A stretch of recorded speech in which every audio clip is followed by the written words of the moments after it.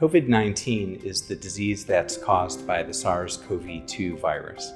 Since there are many other diseases such as the common cold, SARS, and MERS that are caused by coronaviruses, the scientists decided to call this disease COVID-19 to identify it by the year in which it was discovered, 2019.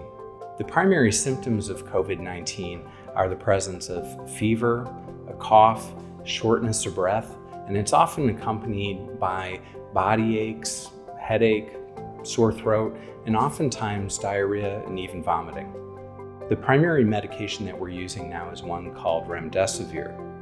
We also occasionally use medications such as anti-inflammatory treatments and also steroids to help patients improve more quickly.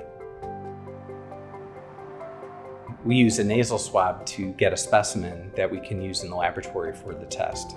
We can also do tests to look to see if people have developed antibodies against COVID-19. That test uses blood.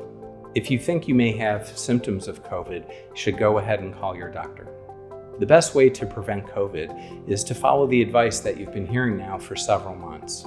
Wearing a mask when you're out in public and you may be around others, trying to make sure that there's 6 feet between you and everybody else, and then also making sure that you're washing your hands frequently.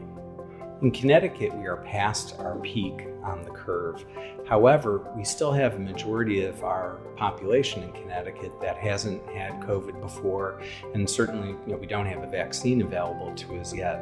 So most of those who live here in Connecticut, unfortunately, are still very susceptible to getting COVID. There's an enormous amount of research work that is going into developing vaccines. Across the globe, there's over 100 different vaccines that are being worked on right now. And it's very important that we here in Connecticut continue to do our best to make sure that we're social distancing and making sure that we're wearing face masks appropriately.